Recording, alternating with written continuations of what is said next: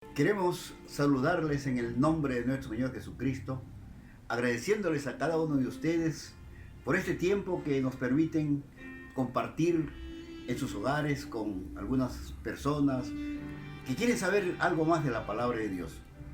Muchas gracias por esos likes que ustedes nos dan, nuestros amigos y hermanos allá en el Ecuador, también en Argentina, hermanos en Chile y amigos también, y en otras partes de América Latina. Gracias. Algunos hermanos en los Estados Unidos también nos ponen esos likes. Gracias. Esto nos ayuda para seguir adelante. El tema de hoy es el cristiano. ¿Por qué este tema, el cristiano? Porque queremos ir a la palabra de Dios. ¿Cuál es la fuente? El porqué del cristiano. Se habla de un cristianismo, que creo que no debería ser, sino más bien su base, el cristiano, y el porqué de cristiano. Empezaremos con algunos pasajes de la Biblia, citaremos otros pasajes, haremos mención a algunos y ustedes en sus Biblias ahí lo pueden seguir, quizás más adelante. Leeré en Efesios, en el capítulo 4, de los versos 20 al 22. Mas vosotros no habéis aprendido así a Cristo, si en verdad le habéis oído y habéis sido por él enseñados conforme a la verdad que está en Jesús. Verso 22. En cuanto a la pasada manera de vivir, despojaos del viejo hombre, que está viciado conforme a los deseos engañosos. Renovaos en el espíritu de vuestra mente y vestíos del nuevo hombre creado según Dios, en la justicia y santidad de la verdad.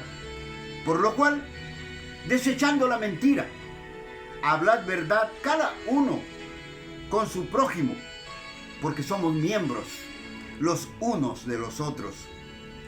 Airaos, pero no pequéis.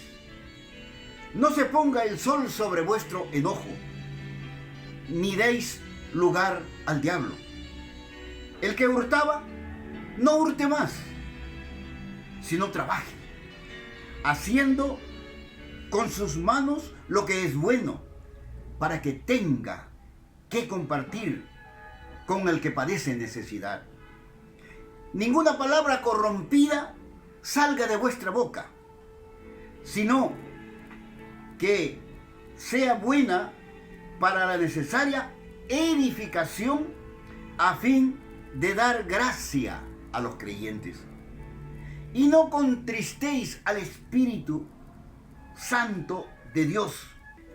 Quítense de vosotros toda amargura, enojo, ira, gritería, maledicencia y toda malicia. Antes sed benignos unos con otros, misericordiosos, perdonándoos unos a otros, como Dios también os perdonó a vosotros en Cristo. Hemos leído en Efesios, en el capítulo 4. Entonces, ¿qué entendemos por ser cristiano? La etimología de cristiano es un término bíblico que viene del título Christos. Este Christos es del griego y termina con una palabra latina que dice Ianus. Cristo Ianus. ¿Qué significa? ¿O qué significaba en el tiempo de Jesús? Significaba ser un partidario, ser un seguidor de Cristo. Cristiano es un apelativo a los seguidores de Jesús. Venía como resultado de una ironía, de una broma. ¿Y dónde se registra la palabra cristiano? Según Lucas, dice que fue en Antioquía. Hechos capítulo 11, versículo 26. Y se congregaron allí todo un año con la iglesia y enseñaron a mucha gente. Y a los discípulos se les llamó cristianos por primera vez en Antioquía. Eran seguidores, era un grupo que iban tras la enseñanza de ese alguien, que era Cristo desde luego, pero no fue un título que realmente les correspondía a ellos. Los cristianos primeros, después del Pentecostés, era una compañía de ciudadanos locales. ¿Qué hacía esta compañía? La única tarea, el fin máximo de su misión era hablar de Cristo. Primera definición. Un cristiano es alguien que habla de Cristo. Es decir, como discípulos, ¿no?, del Señor, tenemos que hablar de Cristo. Pero ellos no se llamaban cristianos, ellos se llamaban hermanos, se llamaban santos, se llamaban creyentes o los elegidos. Para los judíos, Cristo no era el Mesías. Y por lo tanto, cristianos era una palabra despectiva. Pedro anima a los cristianos que eran perseguidos. El gran Nerón quería la muerte de estos cristianos. Primera de Pedro, capítulo 4, versículo 16. Pero si alguno padece como cristiano, no se avergüence, sino glorifique a Dios por ello. Es algunos, cuando tú le insultas, cuando tú le minimizas, ellos te dicen, gloria a Dios.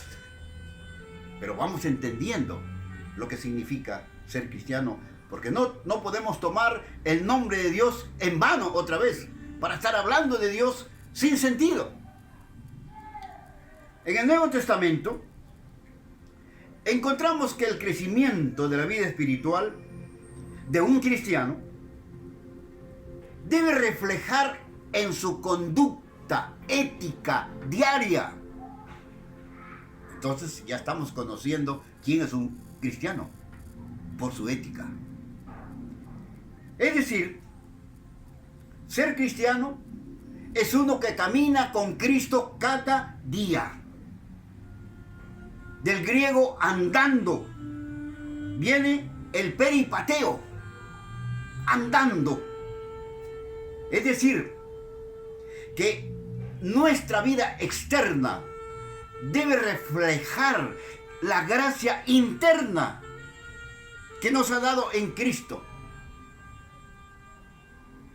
No estamos hablando cuando empieza la vida cristiana, no estamos hablando de la salvación, eso lo tocaremos en otro tema.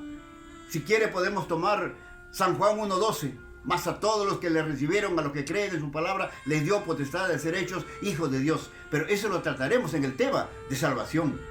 Estamos hablando de los que ya son salvos, de los que se llaman cristianos. ¿Y por qué se llaman cristianos? ¿Y por qué hemos de llamarlos cristianos? El ejemplo de los cristianos, obviamente, es Cristo.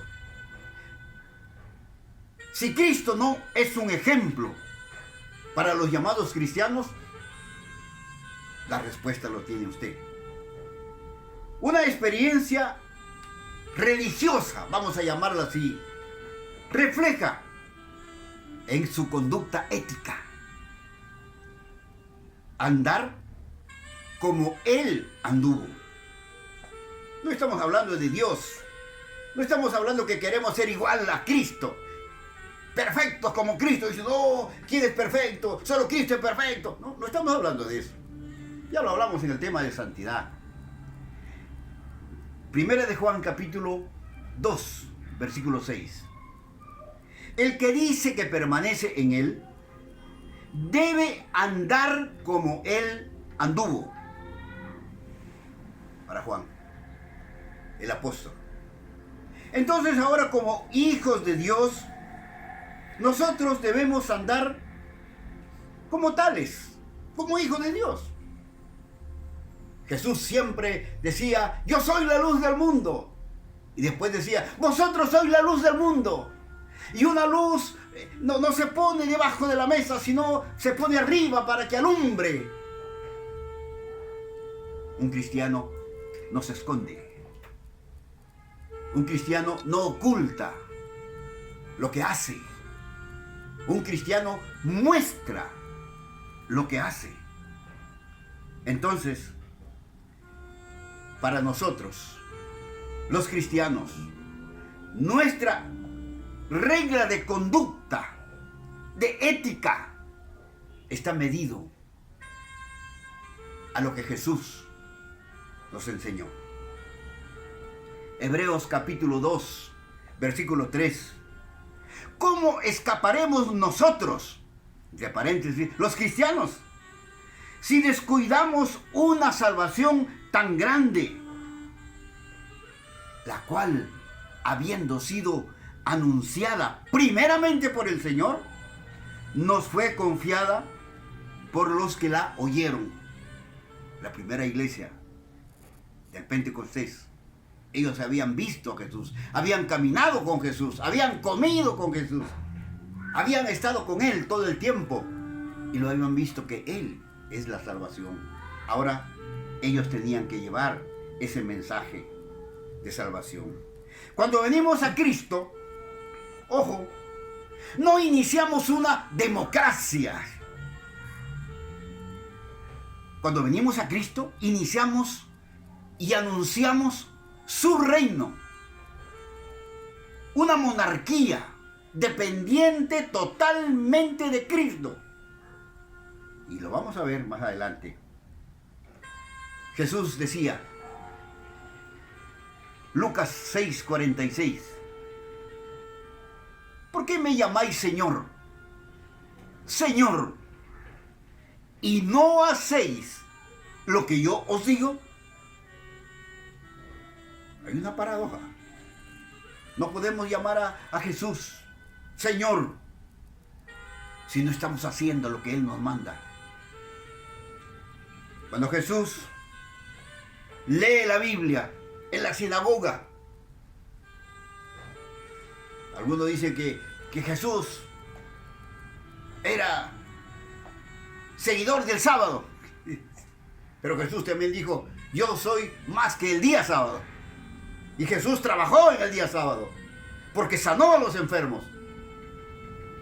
Eso es tocar un grupo sectario, y no vamos a eso. Vamos a lo que dice la Biblia. ¿Qué dice Jesús cuando va al templo? Cuando va a leer la Biblia. San Mateo 21, del 12 al 13, registra lo siguiente. Y entró Jesús en el templo de Dios y echó fuera a todos los que vendían y compraban en el templo, y volcó las mesas de los cambistas y las sillas de los que vendían palomas, y les dijo, escrito está, mi casa, casa de oración será llamada, mas vosotros la habéis hecho cueva de ladrones. Cada lugar tiene su fin, su finalidad.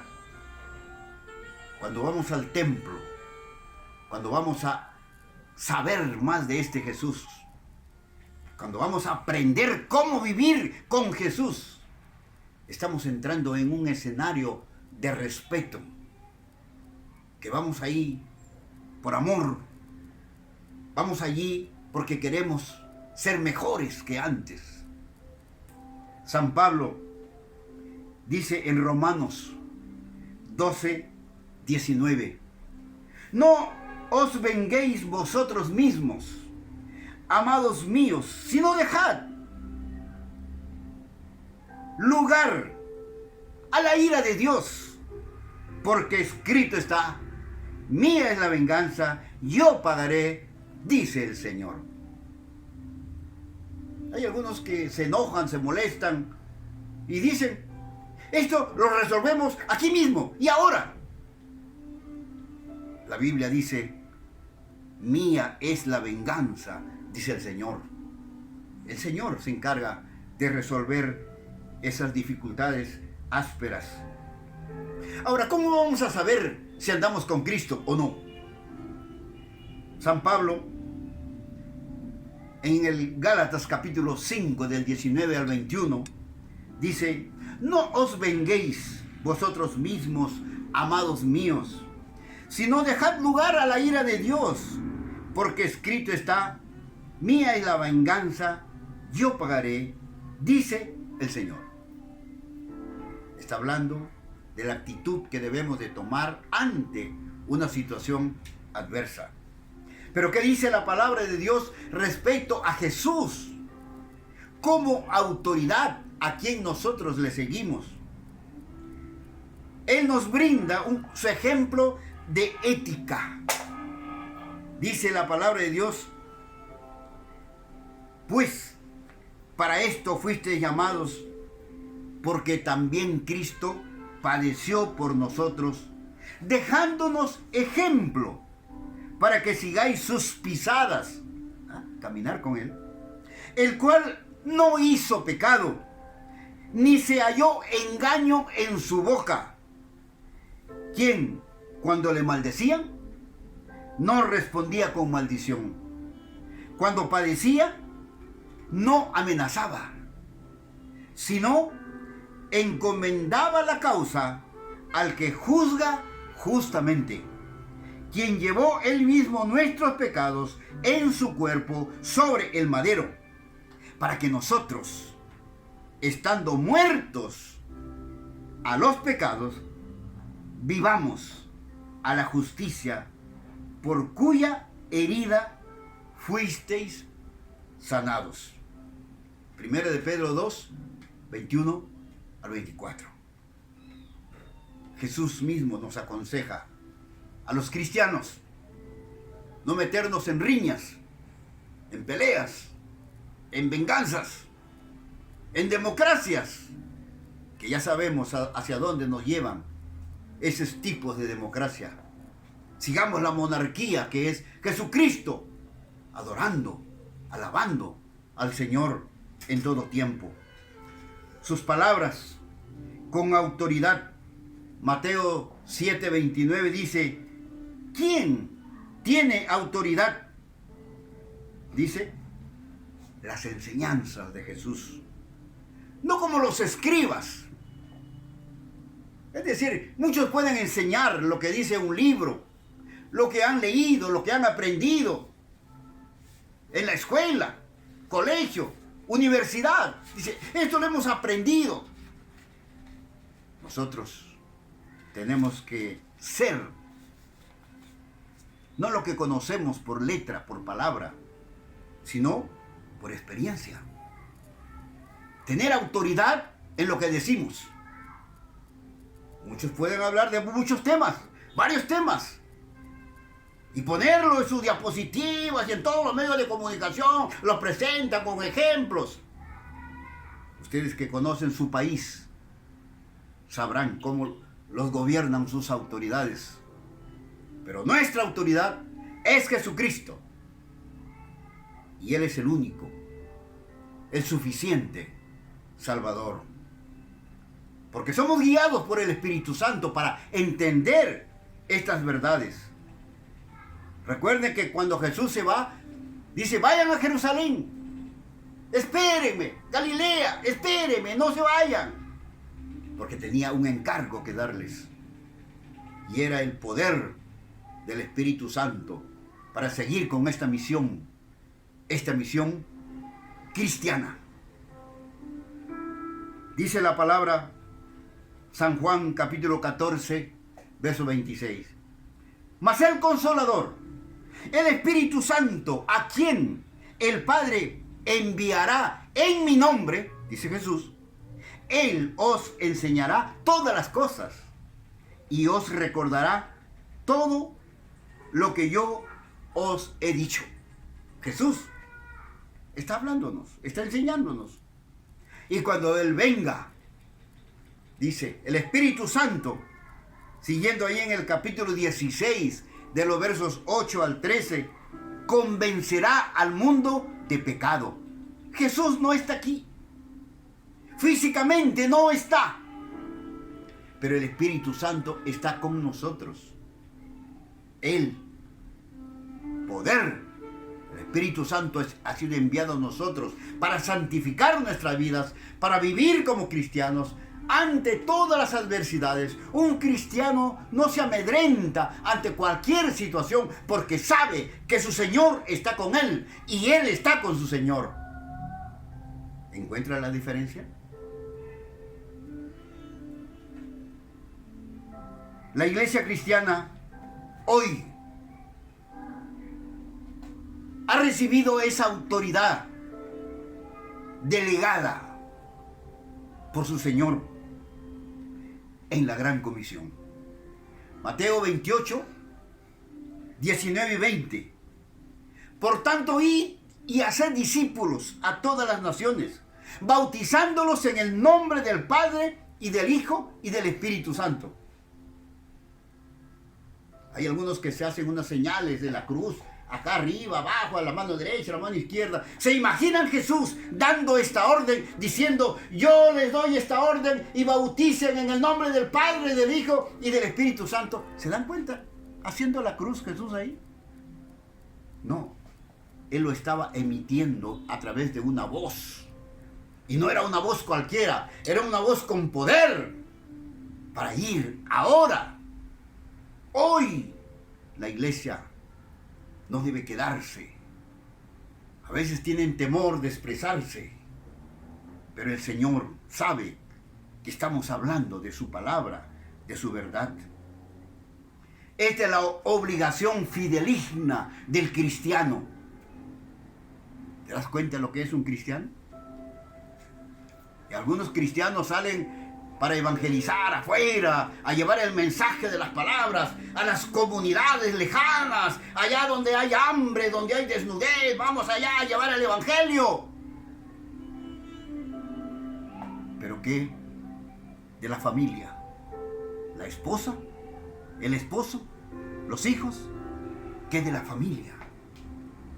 ¿Por qué tenemos que estar yendo a lugares tan lejanos cuando el Señor nos ha dado la responsabilidad de nuestra familia? Y si ustedes ven el contexto de salvación, está en un contexto de familia. El Padre, el Hijo y el Espíritu Santo. Y así podemos encontrarlo en la palabra de Dios.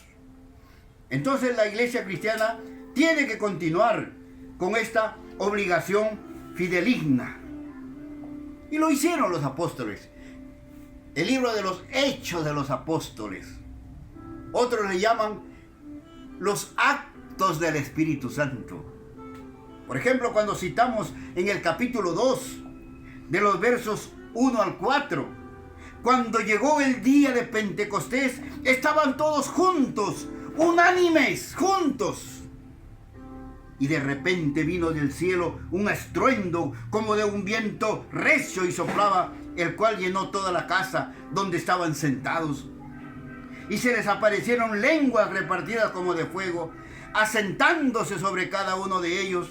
Fueron todos llenos del Espíritu Santo y comenzaron a hablar en otras lenguas lo que el Espíritu les daba que hablasen. Menos mal que no era un fuego porque les hubiera chicharrado la cabeza. Era un símbolo de fuego del Espíritu Santo. Y comenzaron a hablar en otras lenguas. Y lengua entendemos aquí por un idioma. Porque los que estaban con ellos les oían hablar en su propia lengua, dice la palabra. ¿Por qué vamos a hablar una lengua que nadie te entiende? Acá en Perú, por ejemplo, tenemos el quechua, el aymara y tantos otros idiomas. que deberíamos continuar hablando en ese lenguaje a todas las tribus, el mensaje de la palabra de Dios. ¿Cómo vivir con Cristo? Dice, si usted habla de Cristo, pero ¿cómo voy a vivir con Cristo? Tenemos que vivir con Cristo esperando su segunda venida, porque Él viene otra vez. Que Jesús vendrá no como vino en la Navidad, aunque ahora lo recordamos y ponemos ahí el símbolo de que Jesús nace. Otros esperan hasta las 12 de la noche para poner ahí a Jesús, pero Jesús ya no vendrá de ese tamaño. Jesús vendrá como le hemos visto ir al cielo. Y no vendrá como Salvador. Jesús vendrá como juez y Señor para recompensar el trabajo de la iglesia. Jesús nos llevará ante la presencia del Padre. Dice la palabra de Dios en Tito, capítulo 2, del 11 al 15. Me gusta esta definición. Porque la gracia del Señor se ha manifestado para salvación a todos los hombres, enseñándonos que renunciando a la impiedad y a los deseos mundanos, vivamos en este siglo sobria, justa y piadosamente, aguardando la esperanza bienaventurada y la manifestación gloriosa del gran Dios y Salvador Jesucristo. Esto es lo que esperamos. Mientras tanto, como cristianos que estamos en este mundo, tenemos que vivir con la esperanza de que el Señor vendrá. ¿Qué le damos a nuestro Señor? ¿Le damos al Señor nuestro tiempo, nuestros talentos, nuestras posesiones? Sí, si quieres y los tienes, puedes darle. Pero eso no te salva. Nosotros, en primer lugar, pensamos en contribuir al reino de Dios. ¿De qué le vale que tengamos cosas materiales para dar a Dios si nuestra ética cristiana está ausente de Cristo?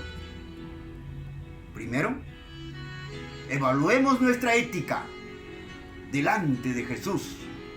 Y luego, con esa gracia, con ese amor, vamos y le damos al Señor lo que tenemos. No podemos estar bien con Dios si no estamos bien con nuestro prójimo. ¿No? Estar bien con Dios, vertical. Estar bien con nuestro prójimo, horizontal. Ahí está esa cruz que muchos lo simbolizan y lo hacen y lo ponen en momentos religiosos, pero lo que te está diciendo allí es que tienes que estar bien con Dios y tienes que estar bien con tu prójimo. Qué hermoso, ¿verdad? No puedo estar bien con Dios si no estoy bien con mi prójimo. No puedo estar bien con mi prójimo si no estoy bien con Dios. Ambos tienen que andar bien. Repito, estamos hablando acerca de aquellos que se llaman cristianos, que han recibido la salvación en Cristo Jesús. ¿Por qué? Porque cuando venimos a Cristo, tenemos que, en primer lugar, estar arrepentidos de nuestros actos. Cuando venimos a Cristo, en segundo lugar, debemos tener fe que existe Dios. Para muchos estudiosos en las mejores escuelas no lo tienen. Fe. Y en tercer lugar, para estar bien con Dios, para ser un cristiano, tenemos que ser obedientes. Arrepentimiento, fe, obediencia. Esa es la ética cristiana. Este es el fundamento para aquel que dice: yo soy cristiano. Lo estás cumpliendo, lo estás haciendo. Entonces, hermano, adoremos, alabemos, glorifiquemos el nombre de nuestro Dios. Pero esta ética está basada en el amor. Romanos capítulo 13, versos 8 al 10. ¿Cuál es la ética del cristiano para con Dios y su prójimo? Repito, Romanos 13, del 8 al 10. No debáis a nadie nada, sino amaros unos a otros, porque el que ama al prójimo ha cumplido la ley. Porque no adulterarás, no matarás, no hurtarás, no dirás falso testimonio, no codiciarás, y cualquier otro mandamiento en esta sentencia se resume: amarás a tu prójimo como a ti mismo. El amor no hace mal al prójimo. Así que el cumplimiento de la ley es el amor. Tenemos mucho que hablar sobre este tema, pero solo es un espacio que nos toca hoy.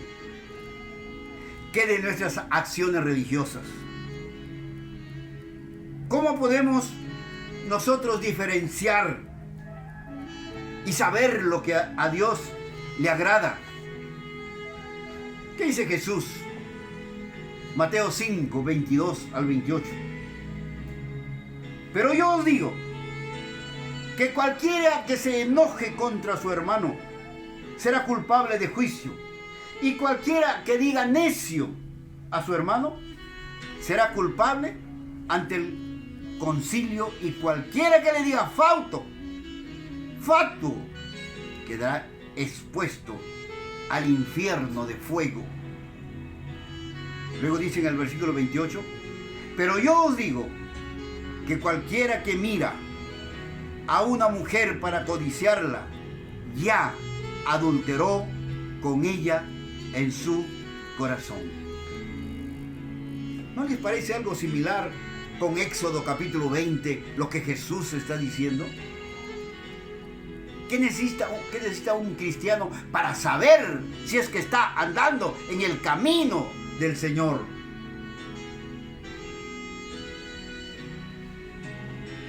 San Mateo capítulo 6, hablando de religiosidad, versículos 1 y 2. Guardaos de hacer vuestra justicia delante de los hombres para ser visto por ellos. De otra manera no tendréis recompensa de vuestro Padre que está en los cielos. Cuando pues des limosna, ¿qué es una limosna? Una limosna es algo que te sobra, y a Dios no le vamos a dar lo que nos sobra. A Dios le damos lo mejor de lo que tenemos. Cuando des limosna, no hagas tocar trompeta delante de ti, como hacen los hipócritas en las sinagogas, está hablando de los templos, y en las calles para ser alabado por los hombres, y etcétera. ¿Qué estamos haciendo? ¿Qué dice Jesús en cuanto a nuestros actos? Hay personas que tienen ídolos, y en esos ídolos ponen billetes de 10, antes ponían billetes de 100, después se ponen billetes de 200, y les ponen ahí para ser exhibidos. La salvación no se compra. Dios sabe de qué cosas tenemos necesidad. A Cristo se le lleva en el corazón y aflora a través de nuestros actos. La vida cristiana lo da todo. ¿Sabe cuál era la definición de cristiano para Pablo? Gálatas 2:20. Con Cristo estoy juntamente crucificado. Ya no vivo yo, mas Cristo vive en mí. ¿Se dan cuenta de lo que eso significa? Que ya no vivas tú y que Cristo viva por ti y en ti. No es discurso, no es religión, ni democracia, mucho menos. Es servicio a Dios. Es entender la ética cristiana a Dios. Pablo escribiendo a los romanos, porque la iglesia cristiana, después que Jesús ascendió, llegó a Roma. Y ahí estaba el águila romana. Y Jesús dejó su mensaje para que sus discípulos llevaran a todos los trasfondos. Y Pablo llega en uno de los últimos viajes, llega a Roma. ¿Y sabe lo que escribe a los romanos? Capítulo 12, versículo 1. Así que, hermanos, os ruego por las misericordias de Dios, que presentéis vuestros cuerpos en sacrificio vivo, santo, agradable a Dios, el cual es vuestro culto racional. Esta es ética cristiana. Este es saber si estás viviendo con Cristo. El Creador, el Señor del universo, sabe, nos conoce a cada uno. Nos conoce cuando amanece, cuando estamos en el día y vamos a buscar el alimento, no el desayuno, el almuerzo o la merienda. Vamos a buscar, este es el alimento. Cada día. Un cristiano no puede estar de hambre de la palabra de Dios. Un cristiano no puede estar ausente de hablar con Dios, de orar. Por eso Jesús se retiraba a lugares lejanos para orar con su Padre, para estar con su Padre. Un cristiano lee su Biblia, ora. Un cristiano adora a ese alguien que lo conoce por fe, porque existe. Lo alaba, le glorifica, le sirve, sin esperar nada a cambio. Porque sabe las palabras de Jesús que dice, en verdad os digo que ya tienen su recompensa. Queremos ir terminando en esta mañana y decirles, cristiano que no trabaja, no está agradando a Dios. Pablo es muy enfático. Segunda de Tesalonicenses 3:10. Él dice, porque también cuando estábamos con vosotros, os ordenábamos esto. Si alguno no quiere trabajar, tampoco coma. En estos últimos tiempos, en estos últimos años, se analiza la llamada democracia. Si le aplicáramos esto a la democracia, ¿se imaginan el cambio sustancial que habría en un país, en una nación, en el mundo? La nueva vida en Cristo. Efesios capítulo 4, del 22 al 24. En cuanto a la pasada manera de vivir, despojaos del viejo hombre. No dice despojaos del hombre viejo, porque si no, ¿cuántos salían de su casa? Está diciendo despojaos del viejo hombre, es decir, de ese pecado viciado conforme a los deseos engañosos. Pero no solamente hay que sacar esos pecados, esos deseos engañosos, no solamente eso, sino que hay que renovarse en el espíritu de vuestra mente. Hay que vestirse del nuevo hombre creado según Dios, en justicia, santidad y verdad. El pensamiento cristiano, dice Pablo en Filipenses 4:8.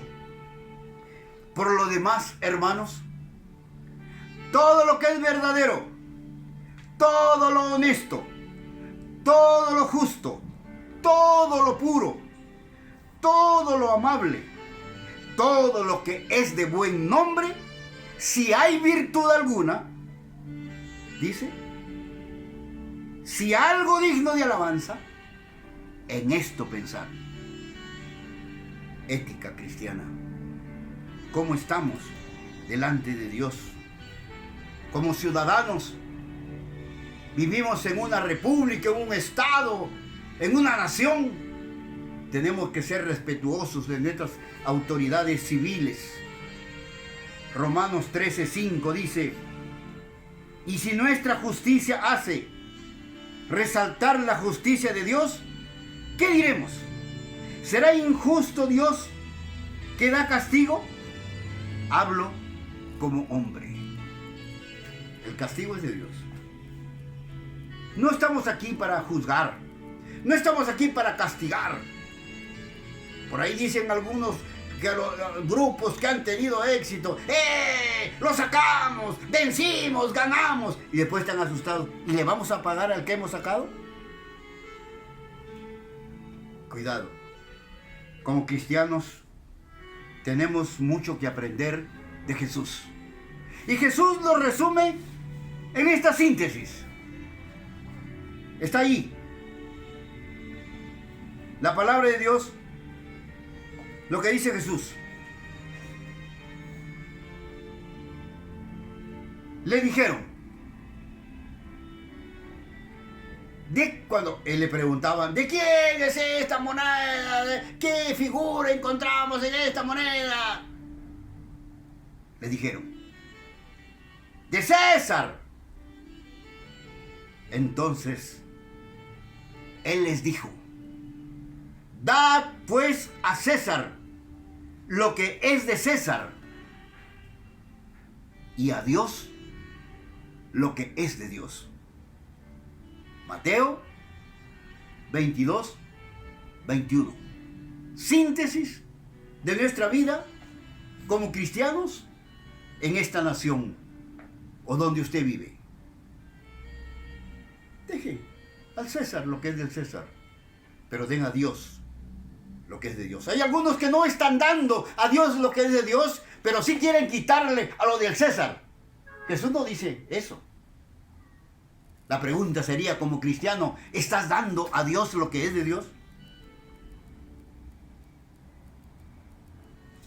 La iglesia hace bienes a su Señor ahora y siempre. Hechos 10:38 registra cómo el ejemplo es Jesús cuando andaba haciendo bienes. Mateo 25, de los versos 31 al 40, habla como Jesús anduvo. Tuve hambre y me diste de comer. Tuve sed y me diste de beber. Estuve en la cárcel y me visitasteis. Estuve desnudo y me cubristeis. Y los discípulos, pero Señor, ¿cuándo has estado en la cárcel y te hemos ido a ver? Resume Jesús, por cuanto lo hiciste a uno de estos más pequeños, a mí me lo hiciste.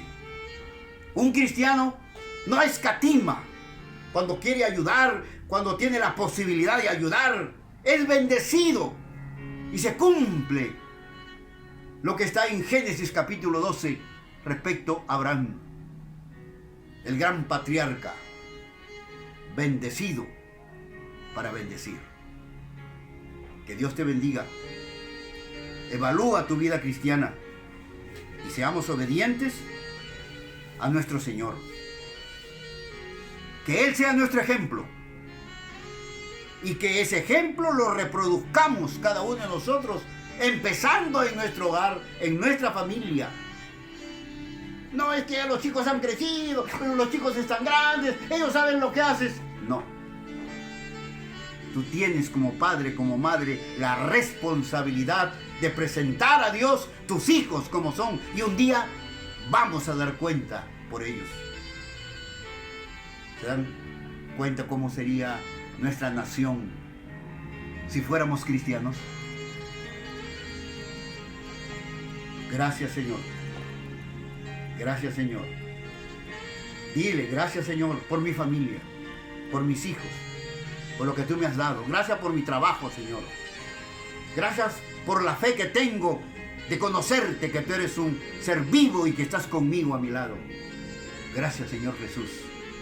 Yo quiero servirte de hoy en adelante. El Hijo del Hombre no ha venido para ser servido, sino para servir y dar su vida en rescate de muchos. San Marcos 10:45. Dios te bendiga. San Marcos 10:45. Dios te bendiga.